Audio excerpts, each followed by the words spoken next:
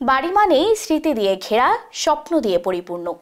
এমনই এক আদর্শ বাড়ির সন্ধান মিলেছে নরসিংদীর দক্ষিণ মির্জানগরে। ফখরুল হাসানের বাড়ি যেন পৃথিবীতে স্বর্গ বেয়ে নেমে আসা এক টুকরো রূপকথা, কবির উপমা দিয়ে সাজানো।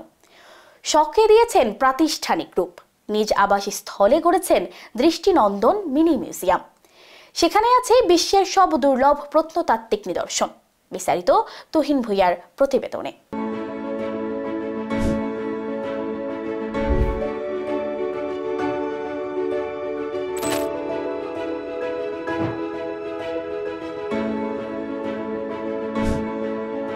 বাড়ি তার গবেষণাগার।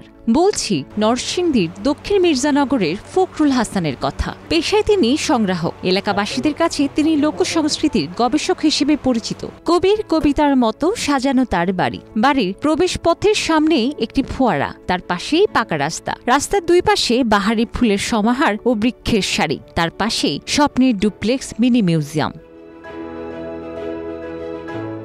দূর দূরান্ত থেকে দর্শনার্থীরা আসেন ফখরুল হাসানের মিউজিয়ামে। সেখানে সংরক্ষিত আছে দেশ বিদেশের বাহারি সব মুদ্রার সঙ্গে বিলুপ্ত প্রায় ডাকটিকিট। 1990 সালে পাঠানো স্বজনদের চিঠির খাম ও ডাকটিকিট সংগ্রহে রেখেছেন নিজের। যখন ক্লাস 6-এ উঠি তখন আমার এক পরম আত্মীয় একটা চিঠি পাঠালেন।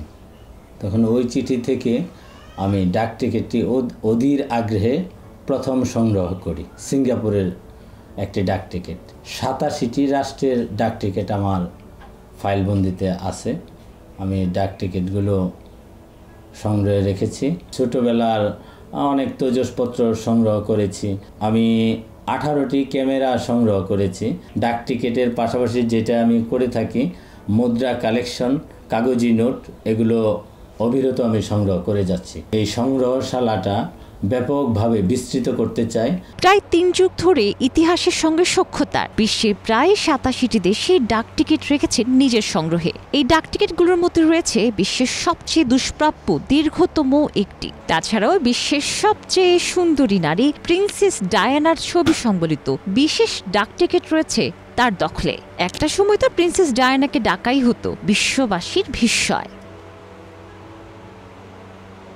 ফখরুল হাসান এলাকায় সমাজসেবী নামে পরিচিত। তরুণ যুব সমাজকে মাদক ও ধূমপান মুক্ত রাখার জন্য এলাকায় বিভিন্ন সামাজিক কার্যক্রম পরিচালনা করে আসছেন তিনি। এটা আমি আমার মধ্য দিয়ে চেষ্টা করছি এই সংগ্রহশালাটা একটু বৃদ্ধি করার জন্য, ভবিষ্যৎ প্রজন্মদেরকে সুন্দর একটি উপহার দেওয়ার জন্য এবং দেখানোর জন্য। সাপ্তাহিক বন্ধের দিন শুক্র ও শনিবার তার শখের মিউজিয়াম উন্মুক্ত রাখেন তিনি। দূর থেকে দর্শনার্থীরা আসেন দেখতে। সাংবাদিক মোস্তফা খান বলেন, ফখরুল হাসান এলাকার গর্ব। তিনি বিভিন্ন প্রত্নতত্ত্ব ডাকটিকিট সংগ্রহ করে থাকেন। সেই সঙ্গে তার সংগ্রহে রয়েছে বিশ্বের মূল্যবান সব স্মারক নোট। তিনি এলাকার যুব সমাজকে মাদক মুক্ত রাখার জন্য সাহিত্য সংস্কৃতি চর্চা করে আসছেন। কালের বিবর্তনে হারিয়ে যাওয়া অসংখ্য জিনিসপত্র বা আসবাবপত্র যাই বলে না কেন উনি সংগ্রহ করেছেন, যা তরুণ প্রজন্ম এখানে আসলে অনেক কিছু জানতে পারবে, শিখতে পারবে। আমি আসলে ফখরুল হাসানকে আমার পক্ষ থেকে অভিনন্দন জানাই, যেন উনি এত সুন্দর একটা কাজ করেছেন আগামী প্রজন্মকে উপহার দেওয়ার জন্য। আমি চাইবো ওনার এই ধারাবাহিকতা উনি ধরে রাখুক। আমার মনে হচ্ছে যে এই ডাকটিকিটগুলো দ্বিতীয় আর কারো কাছে সংগ্রহে আছে কিনা আমি আজ অবধি কোনো নিউজ বা কোনো প্রতিষ্ঠানের মাধ্যমে জানতে পারিনি। এখানে বিশ্বের প্রায় সকল দেশের ডাকটিকিট রয়েছে এবং বিশ্বের সবচেয়ে বড় ডাকটিকিট, যেটা দেখে আমি খুবই আশ্চর্য হয়েছি যে এই বিশ্বের বড় ডাকটিকিটটি ওনার সংগ্রহে রয়েছেন। খ্যাতি অর্জন করেছেন তরুণ সমাজের আইডল হিসেবে।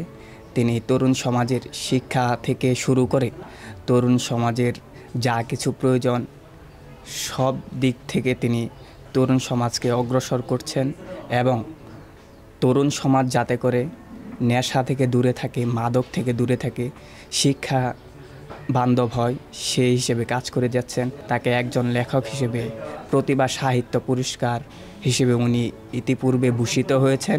আমরা সত্যি ওনাকে নিয়ে আমরা তরুণ প্রজন্ম হিসেবে গর্ববোধ করি।